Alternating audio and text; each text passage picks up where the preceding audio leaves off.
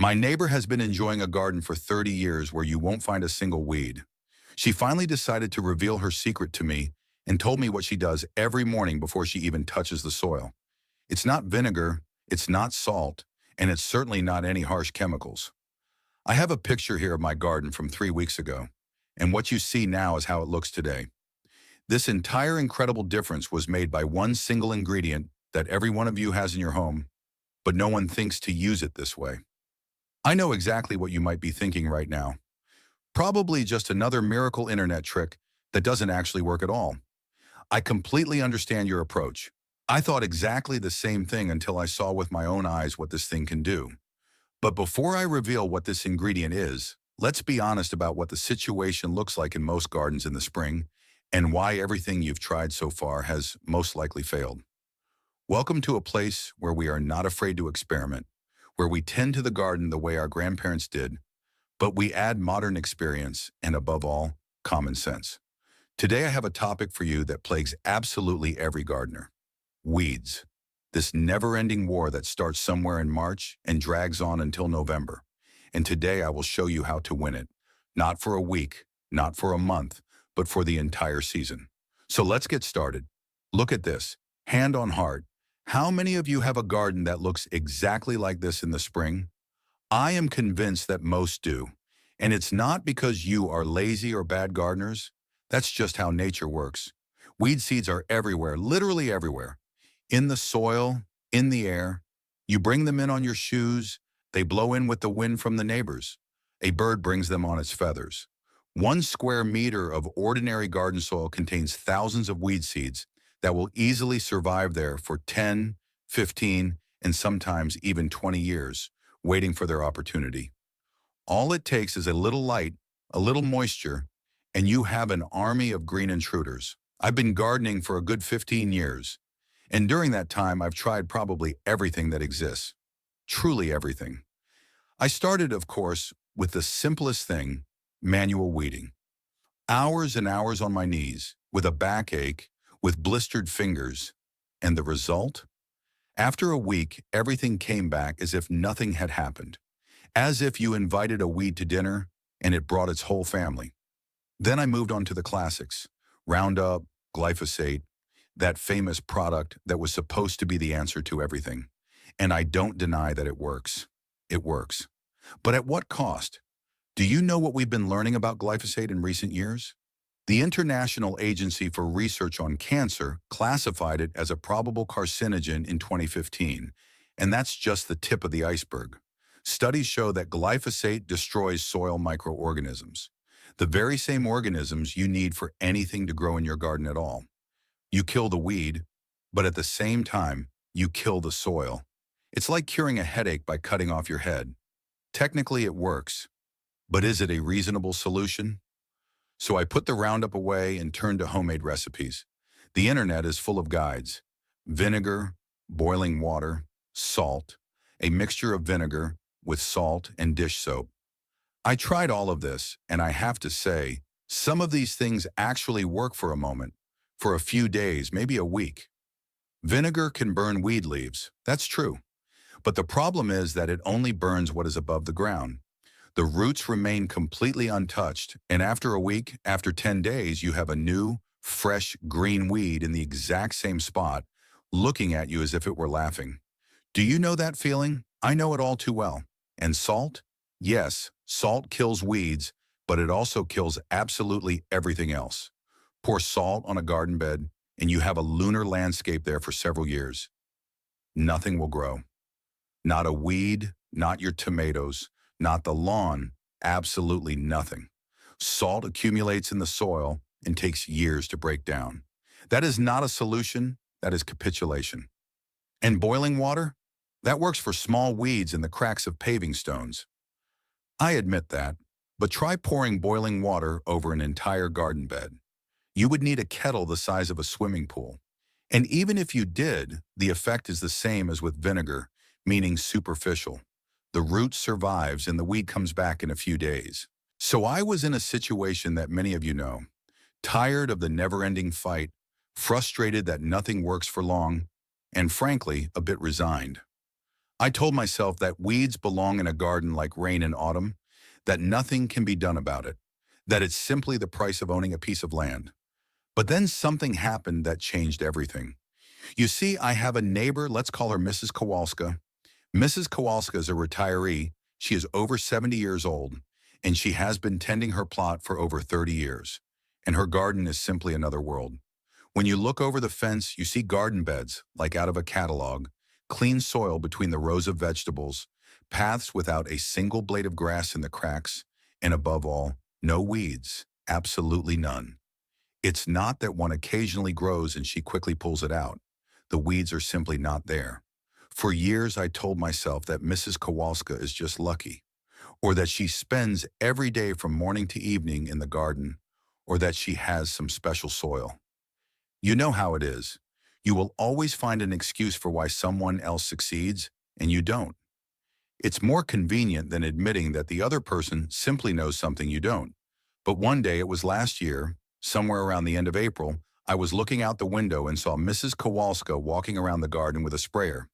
Not a large pressure sprayer, just a regular hand spray bottle like you have at home for washing windows. And she was spraying something on the ground, on the paths, on the edges of the beds, on the cracks in the paving stones. It was strange because I noticed that the solution wasn't clear. It had a slightly cloudy color. And then for the first time, I thought maybe it would be worth asking. But you know how it is. A person feels embarrassed. You don't want to look like someone who doesn't know what they're doing. Especially here, we have this weird habit. We never ask neighbors for advice, as if it were an admission of weakness. We prefer to kneel in the weeds all summer rather than walk over the fence and say, "Hey, how do you do that?" But I finally did it. One Saturday afternoon, when I saw Mrs. Kowalska sitting on a bench in front of her house drinking coffee, I walked across the street and simply asked, "And you know what?" She smiled and told me, without hesitation, without any secrecy. She just told me, as if it were the most obvious thing in the world. And at that moment, I understood why her garden looks the way it does. Because what she told me was so simple, so cheap, and so effective that I almost laughed. Not because it was funny, but because I realized how many years I had spent looking for complicated solutions, while the simple one was lying in my house the whole time, in a cabinet, in the kitchen. But before I reveal what it is, and let me tell you, don't worry, no scams, no links in the description. I want you to understand one fundamental thing. It's not just about what ingredient you use, it's about how you use it, when you use it, and above all, what you do afterward, because it's exactly in that afterward that the whole secret lies. And that is exactly what Mrs. Kowalska did differently than everyone else. So here we go. The key ingredient that Mrs. Kowalska uses is, and here comes the moment, plain baking soda. Yes, the same baking soda you have in your kitchen cabinet, the one you pay a few zlotys for at the store, sodium bicarbonate, chemically sodium hydrogen carbonate. That's the one, that white powder your grandmother put in her pound cake batter. But beware, it's not used just any old way. It's not about taking baking soda and pouring it on a weed. That would only work partially. Mrs. Kowalska has her own recipe, her exact combination that she has been using for 30 years. And I will give it to you now exactly as she told me. So write this down. Or save this video because you'll want to have it handy. You need 4 things. You have all of them at home. Or you can buy them in any store for pennies. First, baking soda. You need 200 grams, which is roughly 1 whole box of that regular baking soda you buy in any supermarket. Second, a liter of hot water. Not boiling, hot. The temperature should be somewhere around 60 to 70 degrees Celsius. Why not boiling? Because boiling water could break down some of the bicarbonate before it reaches the weed. Hot water is perfect. The baking soda dissolves beautifully in it, while maintaining its effectiveness.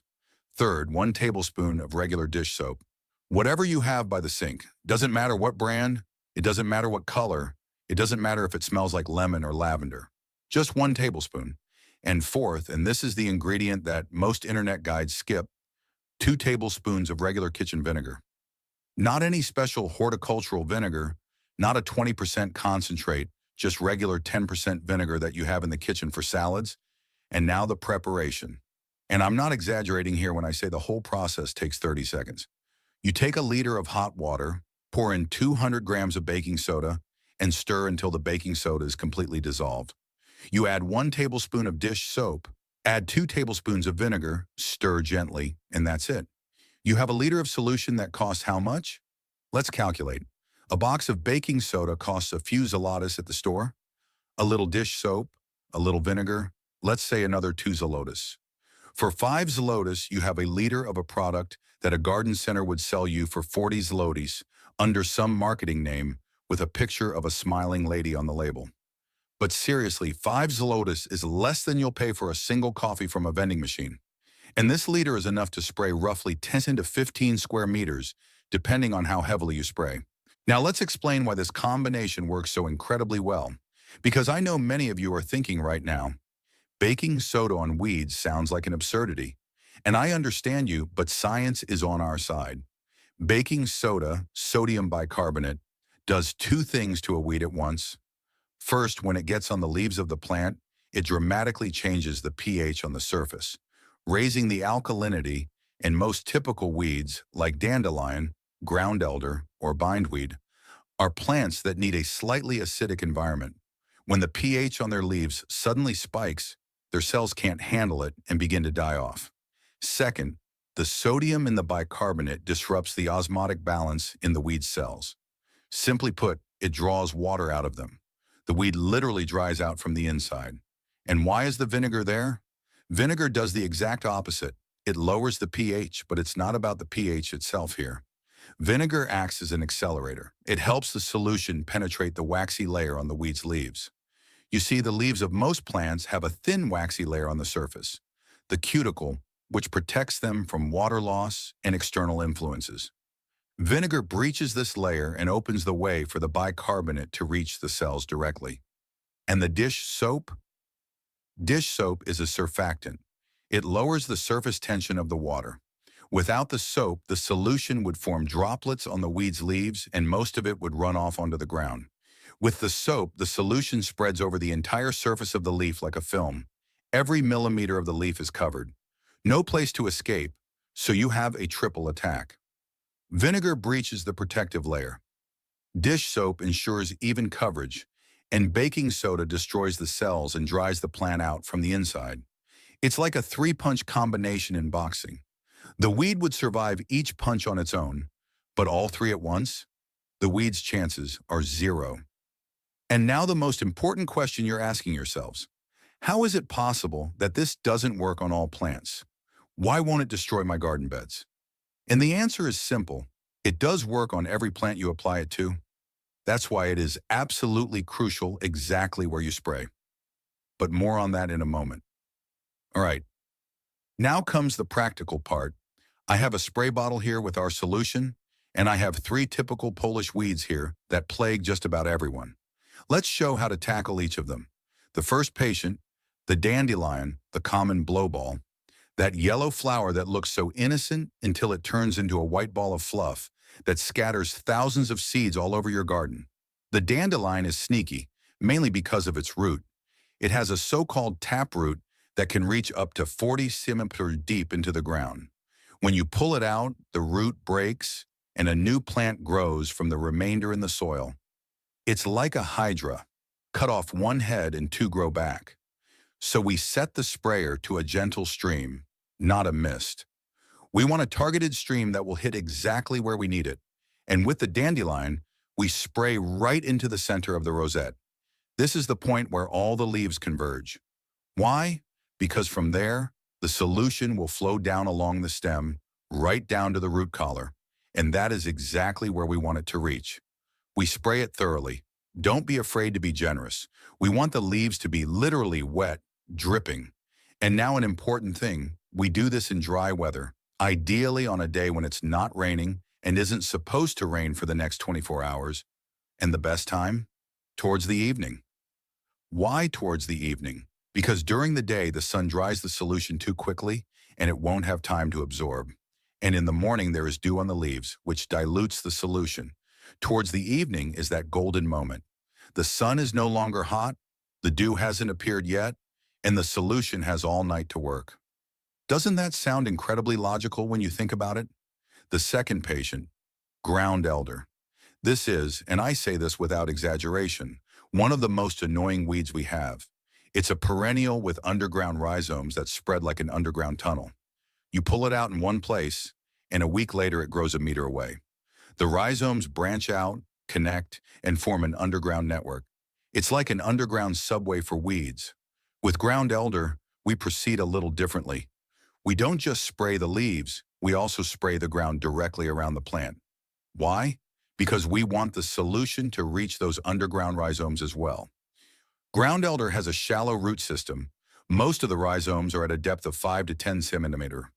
The hot water in the solution helps the active ingredients penetrate through the soil to the rhizomes. It won't be a 100% solution. Some rhizomes are too deep, but it will significantly weaken the entire network. With ground elder, I recommend repeating the treatment after a week. Once might not be enough because the rhizomes have energy reserves and can send up shoots again, but after the second, maximum third treatment, the ground elder should be definitively finished. In the third patient, field bindweed. It's a climbing beast with white funnel-shaped flowers that wraps around everything in its path. Fences, bean poles, other plants. And its roots? Those are even worse than the dandelions. A bindweed root can reach a depth of up to 2 meters. 2 meters! It's like you're digging a well. With bindweed, we have to be patient and strategic. We spray the leaves, as many leaves as possible, because bindweed has the property of absorbing substances through its leaves and transporting them down through its root system. This is called a systemic effect, so the more leaves we spray, the more active ingredient will reach the root. And with bindweed, even more so than with ground elder, repeat treatments will be necessary. Expect to spray the bindweed every week for 3 to 4 weeks, but after each treatment, you will see it weaken. The leaves turn yellow, the stems wither, and eventually it stops growing completely.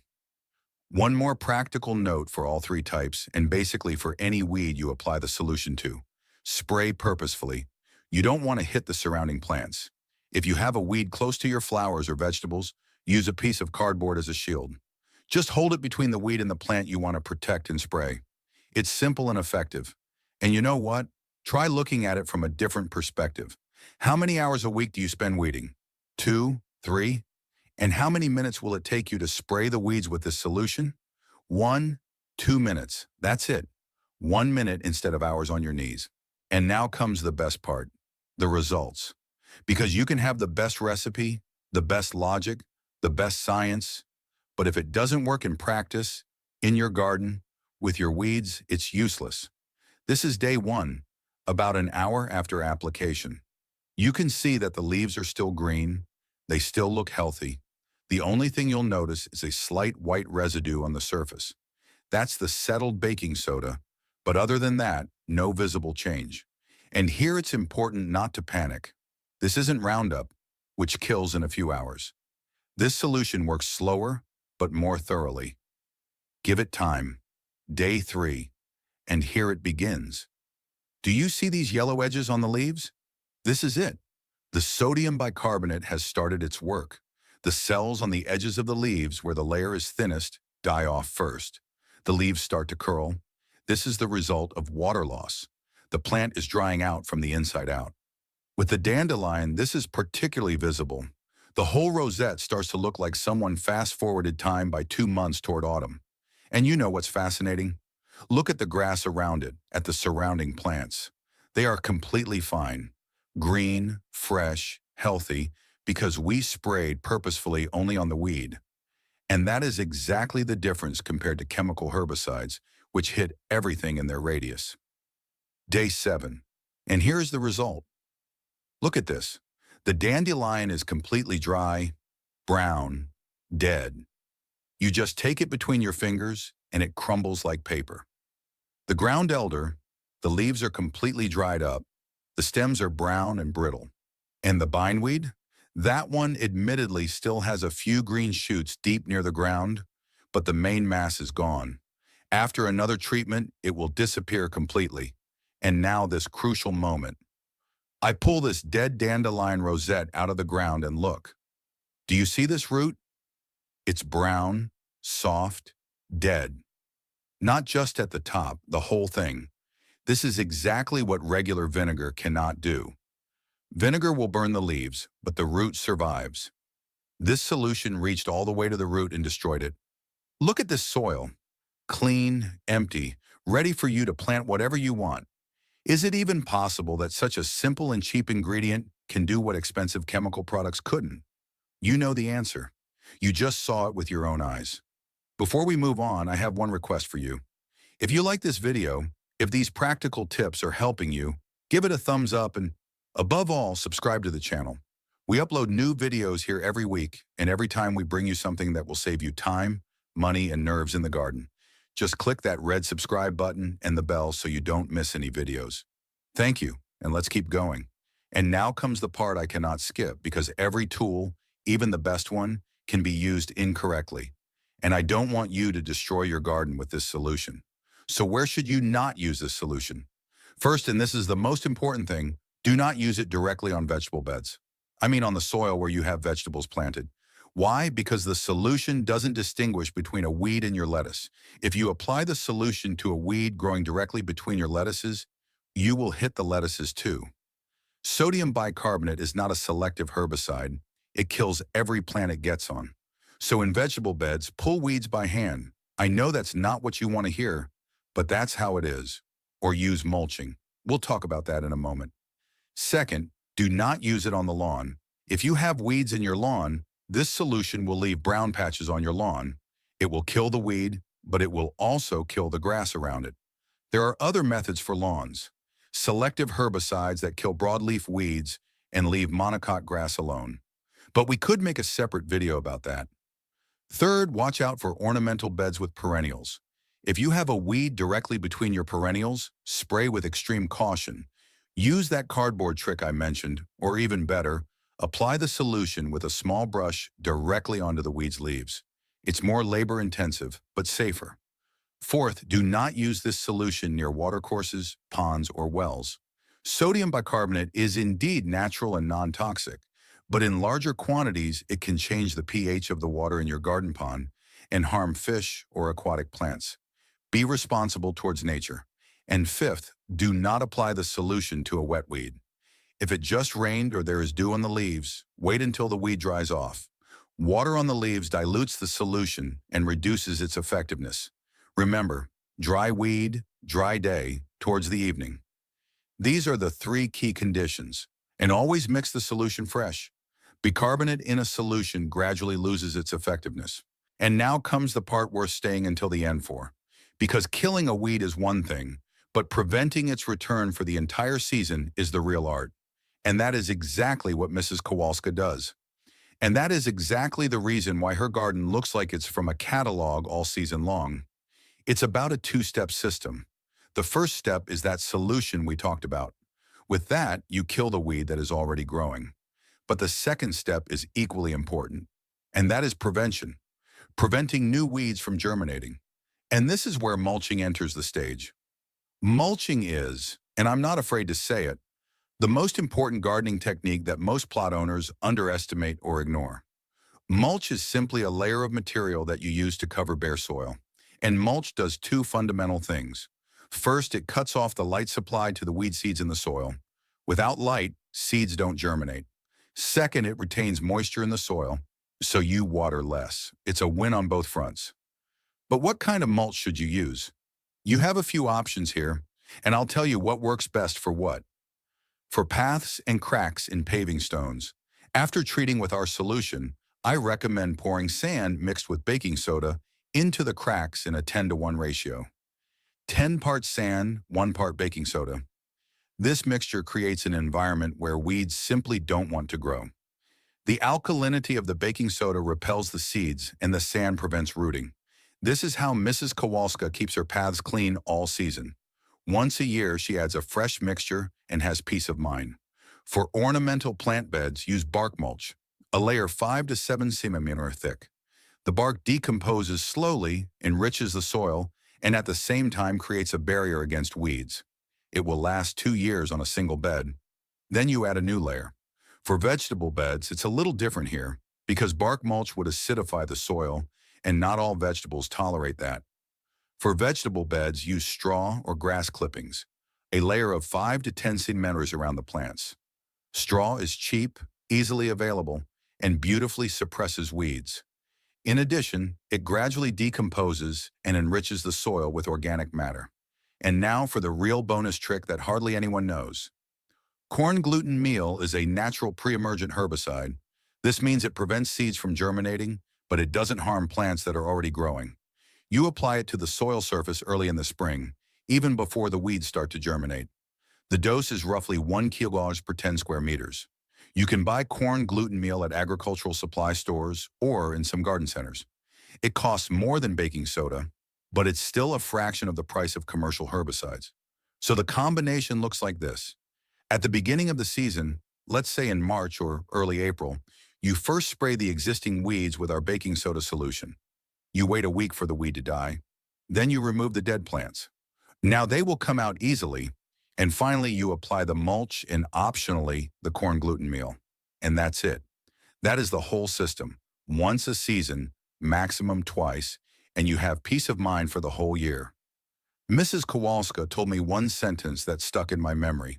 She said, "A garden is like cleaning an apartment. You can mop the floor every day, or you can do a thorough, deep cleaning once in a while, and then just maintain the cleanliness." And I do the latter. And she was right. Her system, solution plus mulch plus prevention, is that deep cleaning, and then you just maintain it. But you know what struck me the most about this whole experience? It's not the recipe, it's not the science behind it. It's something much simpler. It's the fact that the solution I had been looking for 15 years was right next to me the whole time, behind the neighbor's fence. All I had to do was ask. And that, in my opinion, is a lesson that applies not only in the garden. How many times in life do we look for complicated solutions? We buy expensive products, read hundreds of articles on the internet, while the answer is held by a person we see every day.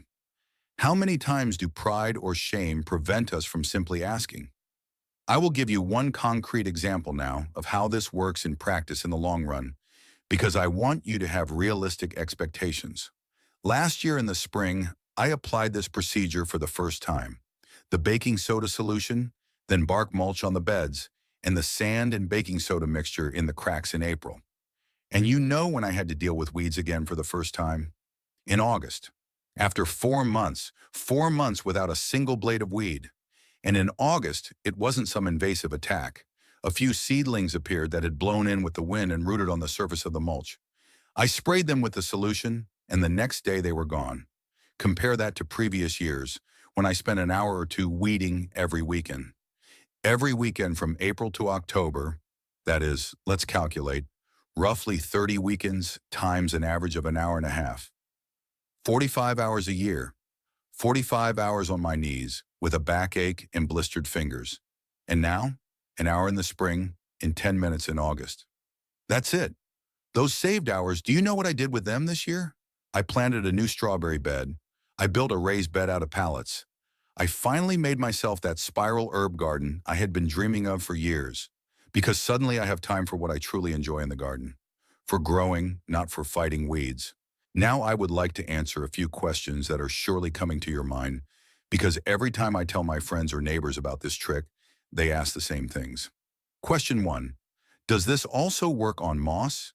Yes, moss on paving stones, on walls, on the roof, on everything.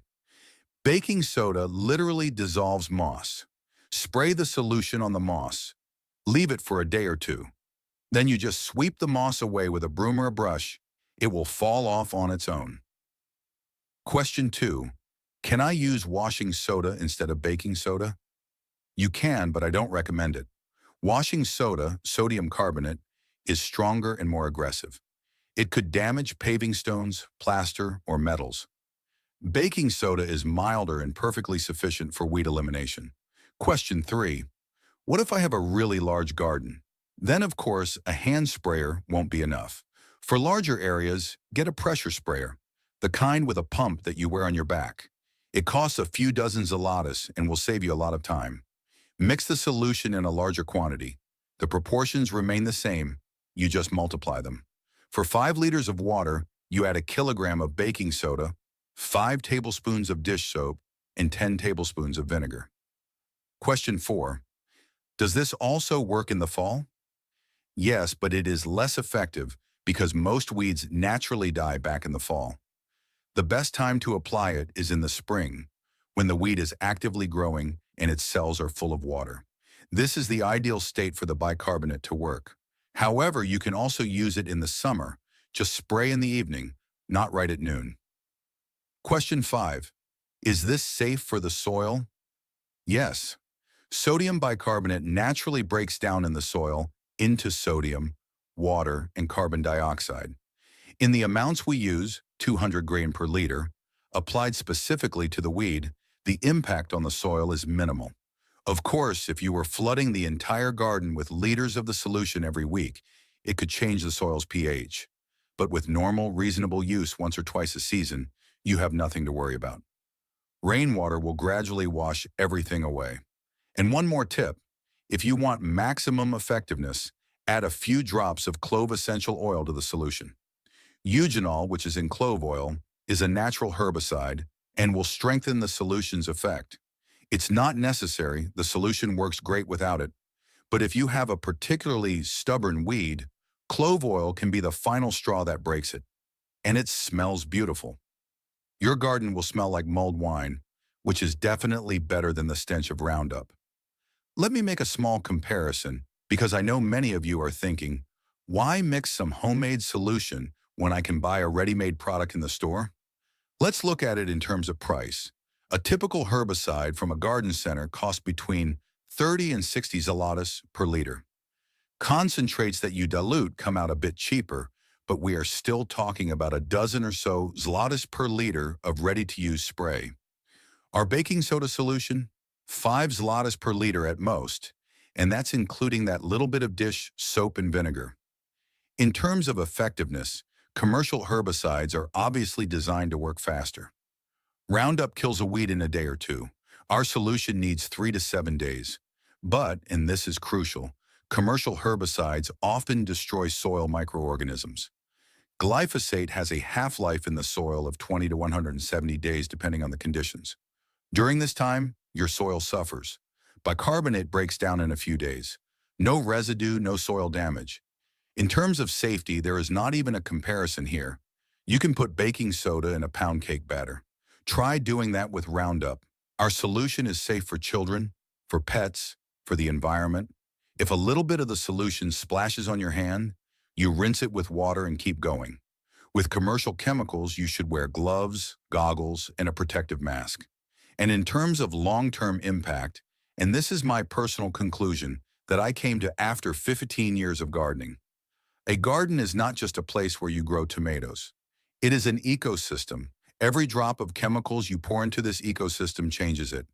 You kill pests, but you also kill beneficial insects. You kill weeds, but you also kill fungi and bacteria that your plants need. And this effect accumulates year after year. I decided to take a different path, a path that respects the garden as a living organism, and the homemade baking soda solution is part of this path.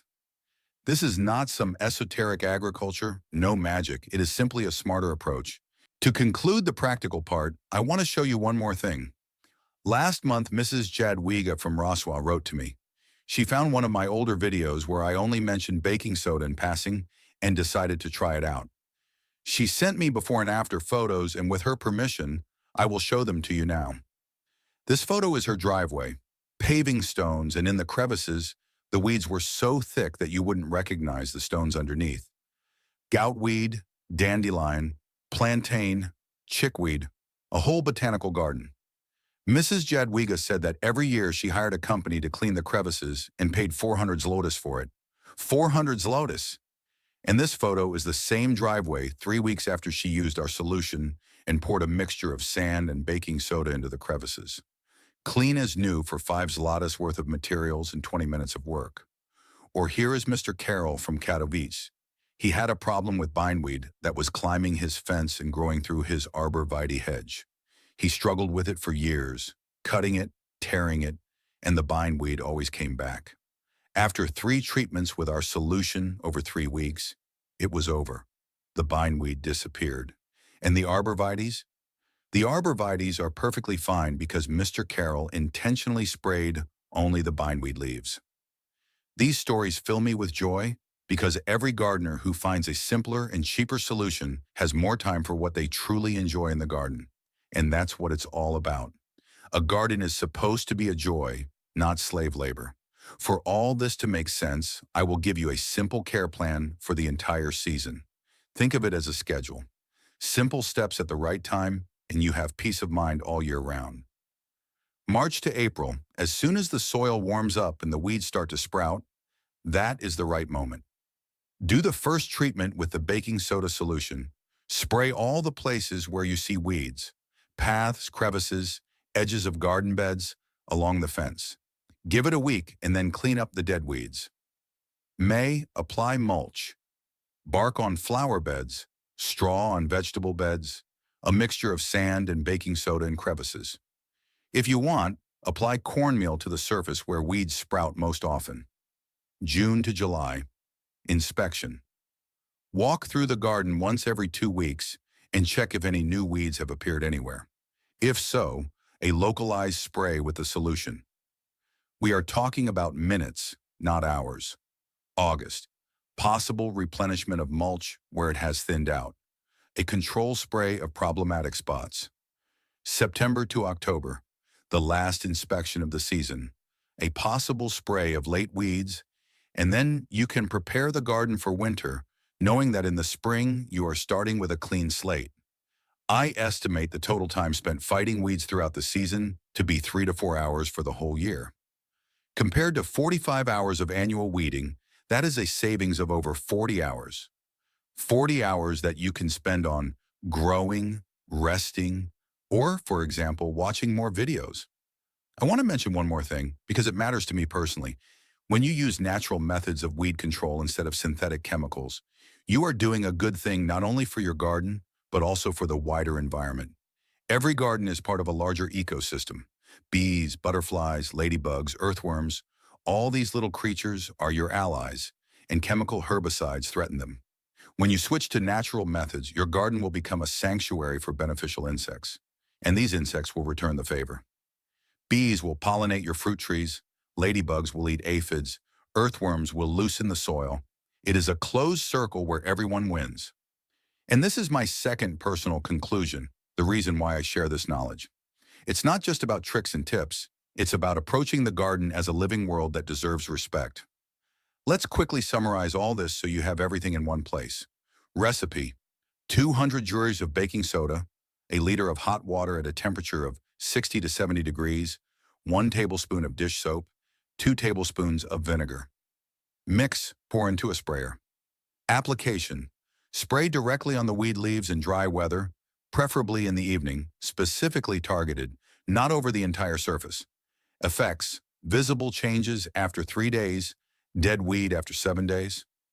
Repetition: for resistant weeds like goutweed or bindweed, repeat after a week, a total of 2 to 3 times. Prevention: after removing the dead weed, apply mulch, bark on flower beds, straw on vegetables, a mixture of sand and baking soda in crevices. Where not to use? Directly on vegetables, on the lawn, near bodies of water. Cost: roughly 5 zlotys per liter. Time: 1 minute to prepare, a few minutes to apply. And that's it. No rocket science, no magic, no expensive products. Just a simple, cheap, and effective method that works and that old gardeners have known for decades. They just rarely talk about it. But now you know it too. Let's also debunk a few myths that circulate around weeds. Myth 1: a weed is only harmful and has no benefits. That is not entirely true. Some weeds, for example, dandelion or nettle, are actually very useful plants. Dandelion is rich in vitamins. Its leaves can be eaten in a salad, and excellent honey is made from its flowers. Nettle decoction is one of the best natural fertilizers. So a weed doesn't always have to be an enemy. It depends on where it grows. Myth 2: once you have weeds, you will always have them. Weed seeds will always be in your soil. That's true, but that doesn't mean the weed always has to grow. If you follow preventive measures, mulching, properly filling crevices, timely intervention, you can keep weeds to an absolute minimum. Myth 3. Natural methods don't work as well as chemicals. Chemical products work faster, yes. But in the long run, natural methods are more sustainable, cheaper, and gentler.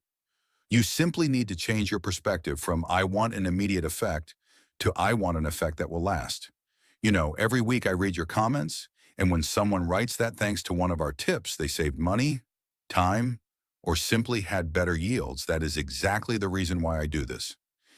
That's why I ask you, share this video with anyone who is fighting weeds, with your parents, neighbors, friends, because the more people know about natural methods, the less chemicals will end up in our soil and water. And by the way, next time I am preparing something for you that you have been asking me about for months: how to make a homemade fertilizer that will double your tomato yields. So if you haven't clicked subscribe yet, now is the time, because I have more of these tricks from my neighbor. Well, that's it for today. We learned that weeds don't have to be an endless nightmare, that there is a simple, cheap, and effective way to defeat them and prevent them from coming back. And that the best advice often doesn't come from the internet or a store, but from a neighbor with 30 years of experience and a coffee in hand. 200 g of baking soda, a liter of hot water, a tablespoon of dish soap, 2 tablespoons of vinegar, 5 Zalatis, 1 minute of preparation, in a weed-free garden for the whole season. If this works for you, and I believe it will, write to me in the comments which weed bothers you the most. I read every comment and will gladly advise you on exactly how to deal with your specific problem, because every garden is different and every weed requires a slightly different approach. And if you have your own proven method for weeds, share it in the comments. You will help not only me, but also thousands of other gardeners who will watch this video. Thank you for your attention, thank you for your time, and thank you for being part of our community. Take care, and may only what you want grow in your garden. If this story has changed the way you look at unwanted plants in your garden, be sure to subscribe to our channel and leave a thumbs up. We uncover secrets here that others have tried to hide. Take care of your land and sow the future. More garden treasures will